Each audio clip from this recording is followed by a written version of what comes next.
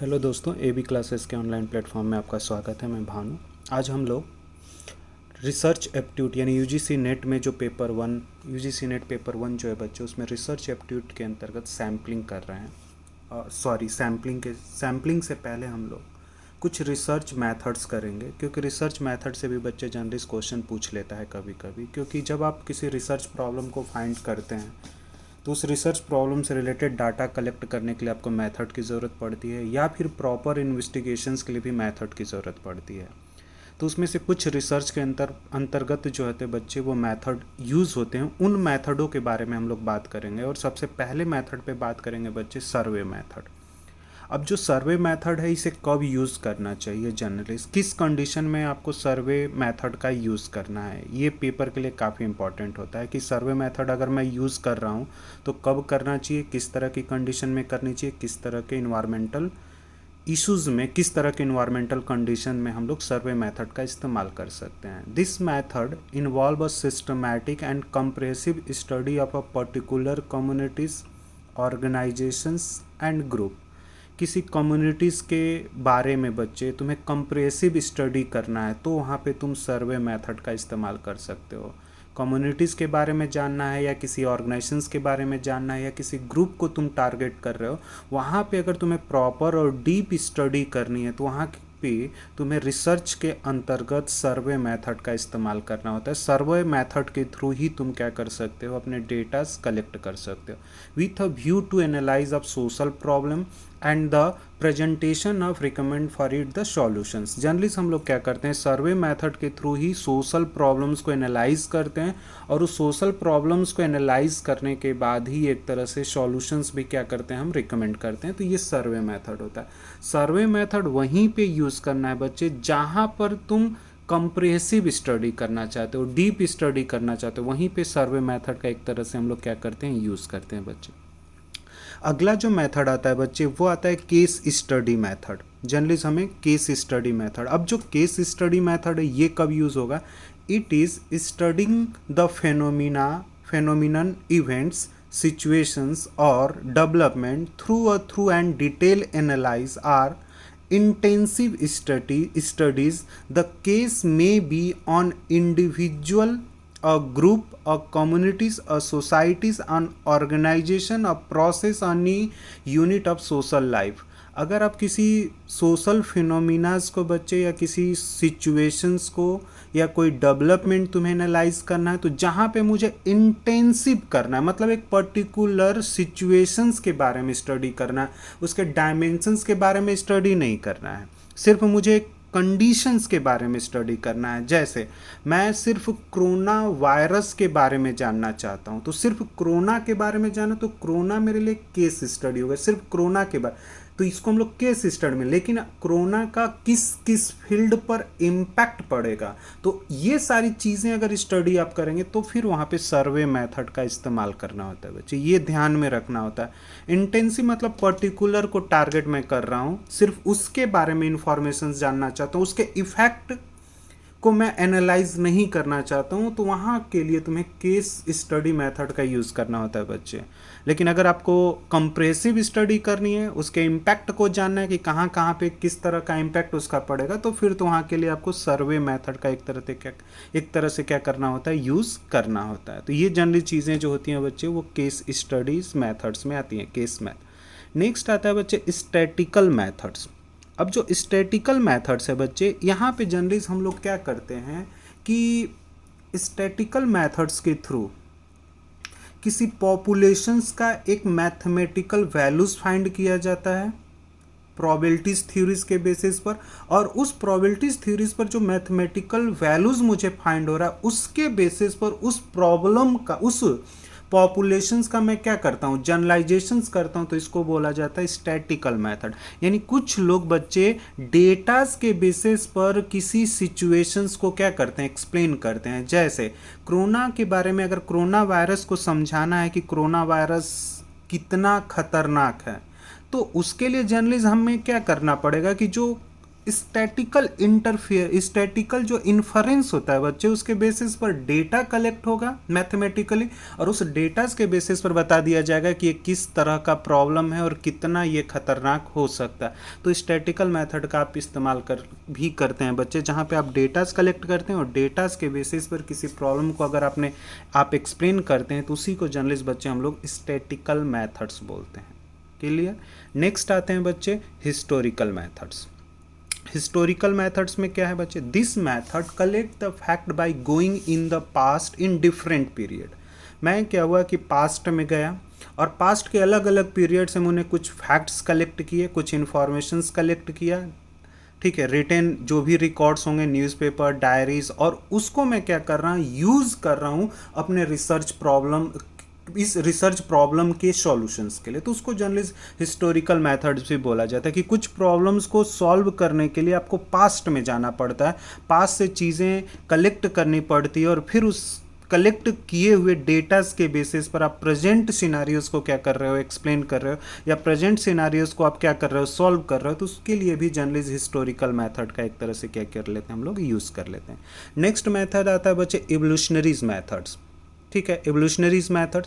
अब जो इवोल्यूशनरीज मेथड है वहाँ पे जनरली हमें ध्यान में रखना है बच्चे, इवोल्यूशनरीज मेथड का यूज़ कहाँ करेंगे, जब मुझे एक लॉन्ग सीरीज में स्मॉलेस्ट चेंजेस के बारे में बोला जा रहा है कि भाई ये पूरा पीरियड आपको दिया गया, इस पीरियड में स्मॉलेस्ट चेंजेस हैं, आप फाइंड करके बताएं। तो आप क्या करते हैं, इवोल्यूशनरीज मेथड्स करते हैं, इवैल्यूएशंस करते हैं आप चीज़ों का, कि किसी बच्चे का अगर परफॉर्मेंस मुझे देखना और आज बतानी है कि वो किस तरह की उसकी पर्सनालिटीज़ हैं, तो उसके पूरे लाइफ पीरियड का मुझे क्या करना पड़ेगा, इवैल्यूएशंस करना पड़ेगा। तब मैं जाकर बच्चे आज उसके बारे में एक्यूरेट क्या कर सकता हूँ, इन्फॉर्मेशंस दे सकता हूँ। तो this method study of development from a similar through a long series of a small changes, each changes by itself result in minor modification in phenomena but the cumulative effect of many changes।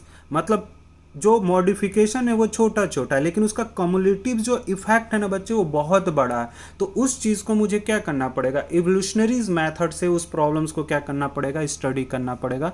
तो आप generally इवोल्यूशनरीज methods का भी इस्तेमाल कर सकते हैं बच्चे, क्योंकि जैसे छोटी कोई डिसीज़ होती है तो उसे नहीं पता चलता है, जब बड़ी हो जाती है वो डिसीज़ तब पता चलता अच्छा इस तरह की डिसीज़ है। तो उसका भी एक तरह से क्या करते हैं, पूरा इवैल्यूएशंस वो लोग करके फाइंड करके बताते हैं कि आपको इस प्रकार की डिसीज़ हुई होगी बच्चे। तो ये जनरली इवोल्यूशनरीज मेथड्स होते हैं। तो ये कुछ मेथड्स हैं बच्चे जो पेपर के लिए काफ़ी इंपॉर्टेंट होते हैं।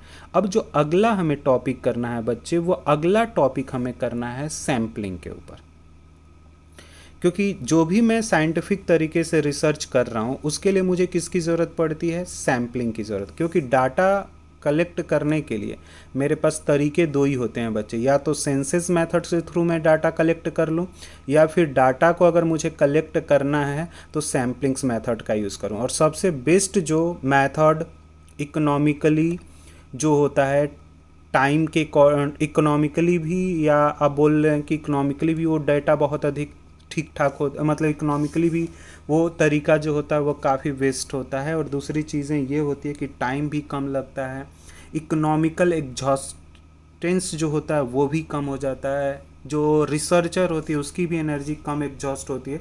तो जनरली हम लोग वहाँ पे बच्चे एक तरह का यूज़ कर सकते हैं रिसर्च के अंतर्गत, रिसर्च प्रॉब्लम से रिलेटेड डाटा कलेक्ट करने के लिए सैम्पलिंग्स। तो सैम्पलिंग दो तरीके से हो सकती है बच्चे, एक तो आपका प्रोबेबिलिटीज़ मेथड से आप सैम्पलिंग करना चाहते हैं तो प्रोबेबिलिटीज़ मेथड से भी सैम्पलिंग कर सकते हैं, और दूसरा आप जनरली ध्यान में आपको रखना है कि नॉन प्रोबेबिलिटीज़ मेथड से भी हम चाहेंगे तो सैम्पलिंग कर सकते हैं। तो जनरली सबसे पहले हम लोग सैम्पलिंग में प्रोबेबिलिटीज़ मेथड से रिलेटेड सैम्पलिंग के बारे में बात करेंगे, और वहाँ पे सिंपल रैंडम सैम्पलिंग और सिंपल रैंडम सैम्पलिंग में हम दो मेथड देख लेंगे बच्चे, एक तो सिंपल लॉटरी मेथड और दूसरा टिपिट टेबल मेथड्स। तो जो लॉटरी मेथड होता है उसमें जनरली हम लोग क्या कर लेते हैं कि सबसे पहले बच्चे हमें क्या करना पड़ेगा, एक यूनिवर्स डिफाइन करना पड़ेगा, उस यूनिवर्स में जितनी यूनिट्स हैं उनको प्रॉपर क्या करना पड़ेगा, उस यूनिट्स के फीचर, कैरेक्टरिस्टिक्स और क्वालिटीज़ को मुझे क्या करना पड़ेगा, पता करना पड़ेगा। फिर उन हर एक यूनिट्स का एक नंबर असाइन करना पड़ेगा और फिर किसी बाउल में एक चीट पे सभी जितने भी यूनिट्स हैं उन सभी चीटों के बारे में इंफॉर्मेशन लिखकर एक बाउल में रखना होता है। और वहाँ पे आप लॉटरी जिस तरह से सेलेक्ट करते हैं, लॉटरी जिस तरह से निकलती है, उसी तरह से एक एक सैंपल को आपको क्या करना होता है, निकालना होता है। इसी को जनरली हम लोग लॉटरी मेथड्स बोलते हैं बच्चे। और लॉटरी मेथड्स में ये होता है कि हर एक यूनिट एक सैंपल हो सकता है, इसकी पॉसिबिलिटीज़ रहती है। तो लॉटरी मेथड के थ्रू भी आप क्या कर सकते हैं, सैंपल सेलेक्ट कर सकते हैं। तो this method involve 3 step. First step is the constructing the sampling frame, list of the units of the targeted populations. तो सबसे पहले आप क्या कर लेते हैं, एक यूनिवर्स डिफाइन करते हैं, सैम्पलिंग फ्रेमिंग कर लिए, यूनिट्स के बारे में इंफॉर्मेशन कलेक्ट कर लिया। फिर उसके बाद से क्या हुआ, एक चीट, पूरे सभी यूनिट से रिलेटेड आपने एक चीट तैयार किया और उसमें से एक एक चीट, जितनी आपको सैंपल के रूप में यूनिट्स चाहिए उतने आप क्या कर लें, चीट को वहाँ से उठा लेते हैं। तो इसी को जनरली हम लोग क्या बोलते हैं, सिंपल रैंडम सैम्पलिंग्स बोला जाता है। दूसरा जो तरीका होता है बच्चे वो होता है टिपिट रैंडम सैम्पलिंग्स। तो टिपिट रैंडम तो टेबल है बच्चे, उसी के अकॉर्डिंग आपको क्या करना होता है, जितने भी तुम्हारे पास सैंपल्स होते हैं बच्चे, जितने भी तुम्हारे पास यूनिट्स होती हैं उन सभी का एक रैंडम नंबर देना होता है। और जो नंबर तुम देते हो यूनिट्स को, उस नंबर के 2 डिजिट को अपने टिपिट टेबल मेथड से मैच करा के क्या कर लेना होता है, उसे निकाल लेना होता है। तो ये जनरली टिपिट टेबल और रैंडम नंबर मेथड्स होता है।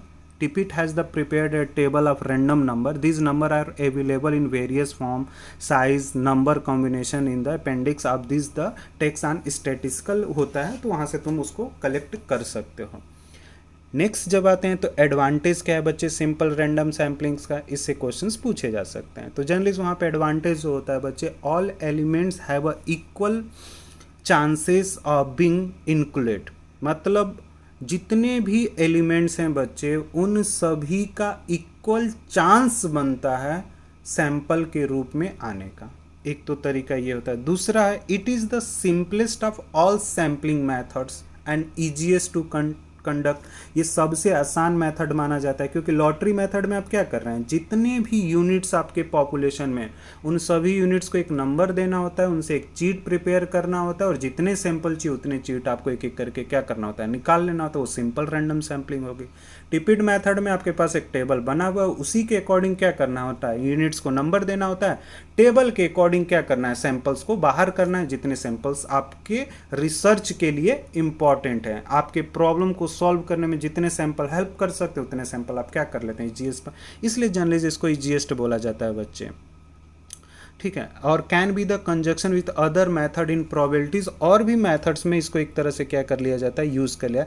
Degree of sampling error is low, chances बहुत कम होते हैं, क्योंकि जनरली हम लोग क्या करते हैं कि जो यूनिवर्स होता है उसको हम पहले से स्टडी कर लेते हैं कि यूनिवर्स जो है वो होमोजीनियस है या हेट्रोजीनियस है।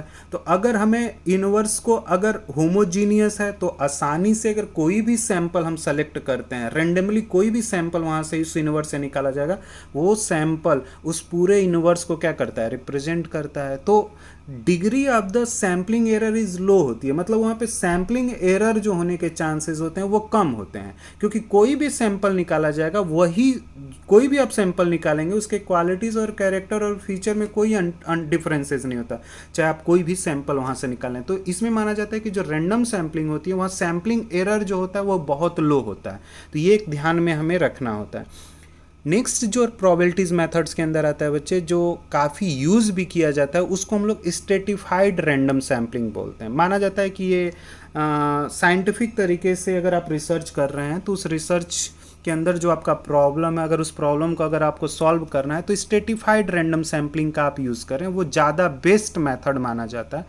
क्योंकि जो रियल यूनिवर्स होता है बच्चे वो होमोजेनेटिक होता है, तो होमोजेनेटिक पॉपुलेशन से अगर रैंडमली सैंपल निकाला जाएगा ना तो वो हो सकता है कि वो सैंपल उस रियल पॉपुलेशंस को रिप्रेजेंट ही ना करे। तो इससे अच्छा है कि आप रियल पॉपुलेशंस को इस डेटा में क्या कर लें, डिवाइड कर लें। और जब भी आप इस डेटा बनाएंगे बच्चे तो वहाँ पे इस डेटा बनाते समय बस आपको ये ध्यान में रखना है कि क्वालिटीज़ और कैरेक्टरिस्टिक्स सभी इस डेटा का एक जैसा नहीं होना चाहिए, अलग। मतलब एक मैंने सब स्टेटा बनाया तो उसका क्वालिटी और कैरेक्टरिस्टिक्स में जितने यूनिट होंगे सबके सेम होने चाहिए। दूसरा स्टेटा अगर बना रहा हूँ तो वहाँ पे जितने भी यूनिट्स हैं सभी का कैरेक्टरिस्टिक्स क्वालिटीज उस सेकेंड स्टेटा जैसा होना चाहिए। थर्ड में एंड फोर्थ फिर वहाँ पे रेंडमली आप क्या कर सकते हैं, चीज़ों को सेलेक्ट कर सकते हैं।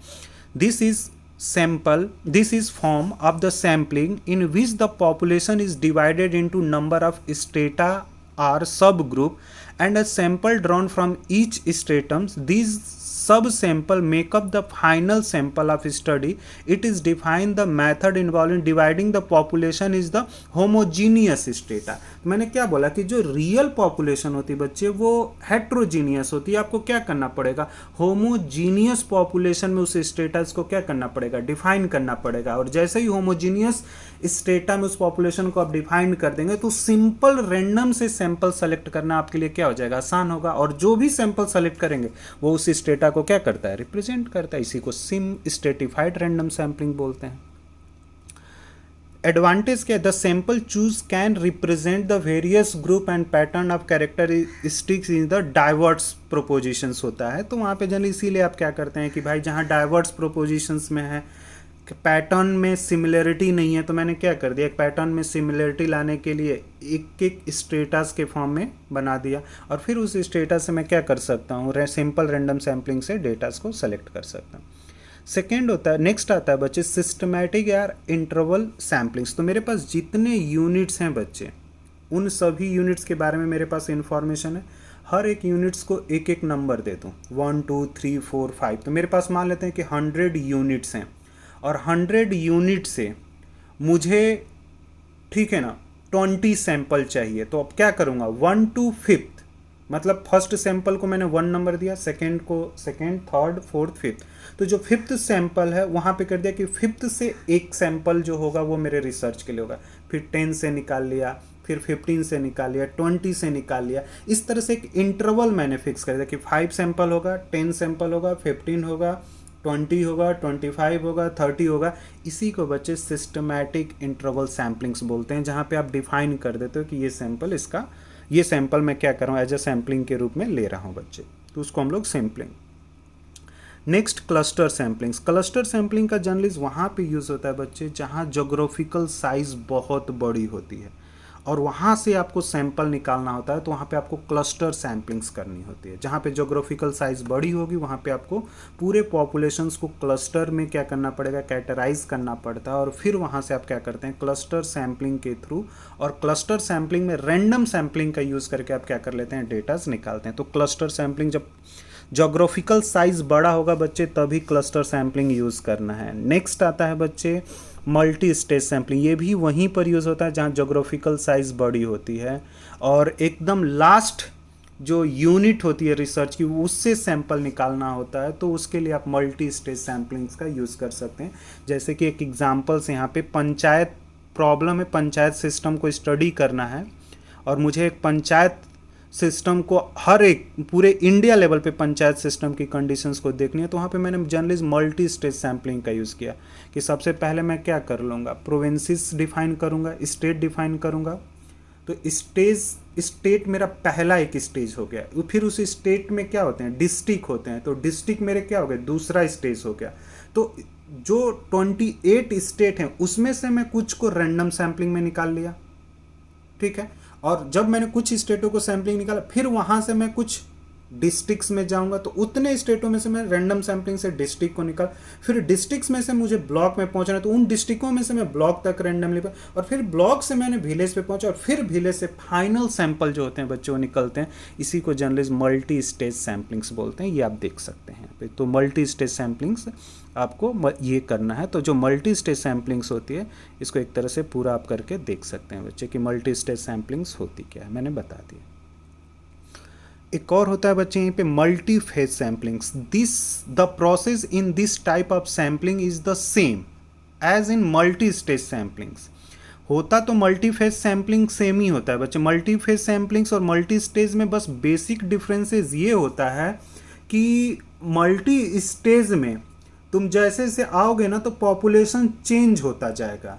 जबकि मल्टी फेज सैम्पलिंग से हम पॉपुलेशन में कोई चेंजेस नहीं करते। एक बार हमने पॉपुलेशंस को डिसाइड कर लिया, उसी पॉपुलेशन से मैं मल्टी फेज में क्या करता हूँ, सैंपल निकालता हूँ। जैसे यूपीएससी का जैसे यूजीसी नेट का पेपर देते हैं, तो यूजीसी नेट का पेपर देते हैं, तो यूजीसी नेट के पेपर में 10 लाख लोगों ने क्या किया, अपीयर हुए।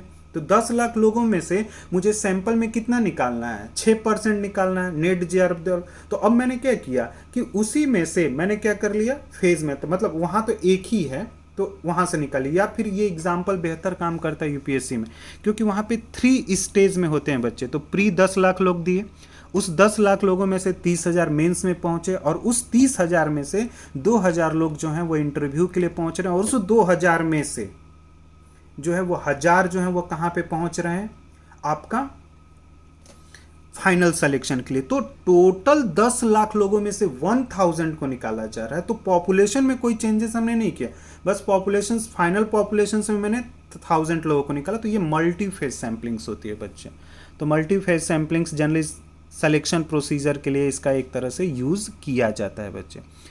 नेक्स्ट जो आता है बच्चे, ये तो हमने ऊपर देखा था प्रोबेबिलिटी सैम्पलिंग्स। नेक्स्ट आते हैं नॉन प्रोबेबिलिटी सैम्पलिंग्स में। और जब हम नॉन प्रोबेबिलिटी सैम्पलिंग्स में आते हैं बच्चे, तो सबसे पहला जो हमें सैम्पलिंग देना है वो देखना है कन्वीनियंस सैम्पलिंग या एक्सीडेंशियल सैम्पलिंग।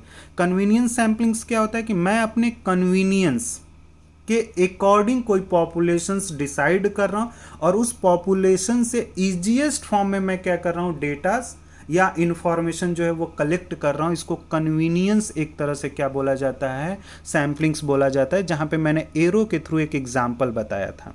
जैसे यहाँ पे एक इलेक्शन स्टडी है, उसमें करना है, तो आप देखते हैं मीडियाज़ में कि कौन पॉलिटिकल पार्टीज जीतेगी, स्ट्रीट इंटरव्यू करना होता है, तो वो क्या करता है, जो एंकर होता है उसके हाथ में माइक होता है, वो किसी के सामने ले जाकर क्या कर देता है, लगाता है। ये कन्वीनियंस, तो वो जिसको देखता है, जो पास भले लग रहा है कि मेरा हाथ वहाँ तक नहीं पहुँच सकता है, तो इसलिए उसने क्या कर दिया, ईजीएस्ट फॉर्म में डेटाज को क्या करता है, कलेक्ट कर लेता है। तो उसी को जर्नलिस्ट बच्चे हम लोग क्या बोलते हैं, कन्वीनियंस सैम्पलिंग्स बोला जाता है। अब जो नेक्स्ट सैम्पलिंग्स हमें देखनी है बच्चे, वो देखनी होती है जजमेंटल या परपोजिव सैम्पलिंग्स।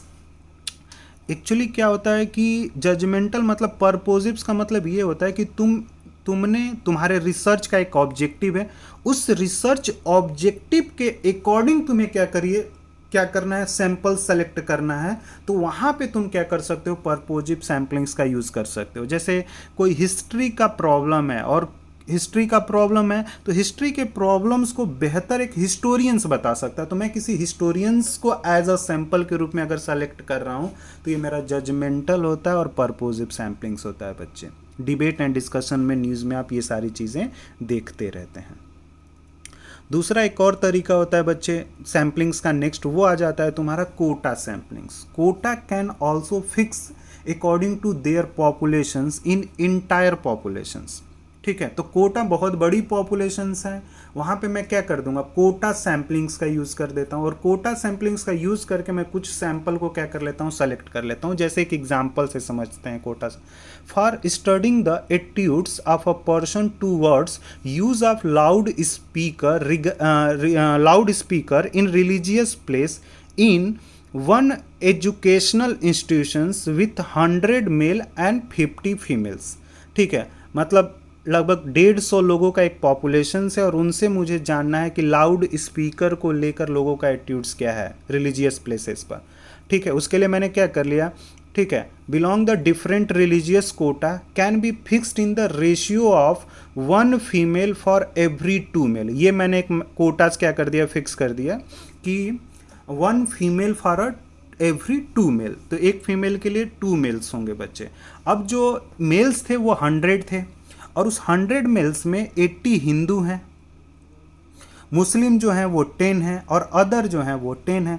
अब मुझे क्या करना है कि सैंपल सेलेक्ट करना है। ठीक है, और वो सैंपल जो सेलेक्ट करना है, तो मैंने क्या कर दिया कि 80 जो हिंदू हैं उसमें से मैंने देखा कि 80 हिंदू से अगर डेटाज मैं कलेक्ट करूं, लाउड स्पीकर को लेकर लोगों के एटीट्यूड्स को मुझे चेक करना, तो 80 अगर हिंदुओं से पूछूंगा बच्चे, समय बहुत अधिक लग जाएगा। तो इस समय को बचाने के लिए मैंने क्या कर दिया, सिस्टमैटिक इंटरवल लगा दिया। सिस्टमैटिक इंटरवल के थ्रू हर एक पाँचवें को सैंपल बना लिया। तो टोटल क्या हो गया, जो 80 थे उसमें से कितने निकल के आ गए, 16 हो गए। मुस्लिम कितने हैं, 10, वहाँ से मैंने कितना सेलेक्ट कर लिया, 2। और अदर कितने, 2। तो सिस्टमैटिकली आपके पास सैंपल कितने हो गए, 20 हो गए।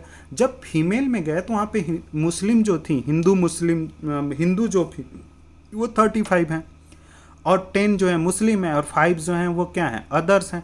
तो 5 पे एक सैंपल मुझे लिखाना, तो 5 फीमेल से एक सैंपल मैंने निकाला, तो टोटल हिंदू फीमेल कितनी है, 35। तो वहाँ से कितनी निकल कर आ जाएंगी, 7। 10 मुस्लिम है, वहाँ से 2, अदर में कितने हैं, 5, तो 1। तो अब यहाँ पे कितना हो गया, 10 फीमेल हो गए और 20 क्या हो गए, मेल हो गए। 2:1 का रेशियोज हो गया मेरा। तो ये मेरे इसी को जर्नलिस्ट बच्चे कोटा सैम्पलिंग्स बोलते हैं, जहाँ पे आप अपनी इकोनॉमिकल कॉस्ट को सेव करने के लिए जर्नलिस्ट क्या कर लेते हैं, कोटा सैम्पलिंग्स का यूज़ कर लेते हैं, ठीक है ना। और यहाँ पे सैम्पलिंग फ्रेम्स करने की ज़रूरत भी नहीं पड़ती है, तो ये चीज़ें भी बेनिफिट्स हो जाता है। ये एक ईजीएस्ट होता है कॉस्टली, देख ले, complete the very short time period. इसको कम समय में आप क्या कर सकते हो, यूज़ कर सकते हो। लेकिन इसकी लिमिटेशन भी होती है, इट इज़ नॉट रिप्रेजेंटेटिव। जरूरी नहीं है कि वो सभी का रिप्रेजेंटेशंस करेगा जो सैंपल आ रहा है। इट हैज़ इंटरव्यूअर बायस, यहाँ पे बायस होने के चांसेस जो होते हैं वो बच्चे बहुत अधिक होते हैं। तो जो नॉन प्रोबेबिलिटीज मैथड्स हैं ना बच्चे सैम्पलिंग करने के, उसमें बायस होने के चांसेस बहुत अधिक हो। अगर आप बायस होते हैं तो कहीं ना कहीं और टोटली आपका रिसर्च जो है बच्चे वो एक तरह से क्या हो जाता है, डिस्टर्ब हो जाता है। तो इसलिए जर्नलिस्ट वहाँ पे हम बहुत अधिक बायस नहीं हो सकते हैं, क्योंकि रिसर्च में बायस होना मतलब पूरे रिसर्च प्रॉब्लम का जो आंसर दे रहे हैं वो कहीं ना कहीं बायस है, वो एक्यूरेट आंसर नहीं माना जाएगा, जो रिसर्च के लिए क्या हो सकता है, प्रॉब्लम कर सकता है। तो सैम्पलिंग में इतनी ही चीज़ें थी बच्चे। अब थोड़ा सा क्वेश्चंस आप लोग देख लीजिएगा कि किस तरह के क्वेश्चंस आ रहे हैं, तो उसको भी हम कर लेंगे। तो आज के लिए बस इतना ही, थैंक यू।